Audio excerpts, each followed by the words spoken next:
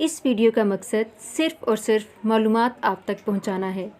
नाम की शख्सियात पर गहरे असरात मुरतब होते हैं और हमने इन असरात को मद्देनज़र रख कर मालूमात इकट्ठी की हैं और ये मालूमात मुशाहिदात और तजुर्बात की बिना पर ली गई हैं। इस वीडियो का मकसद हरगिज़ किसी की दिल आज़ारी करना नहीं है।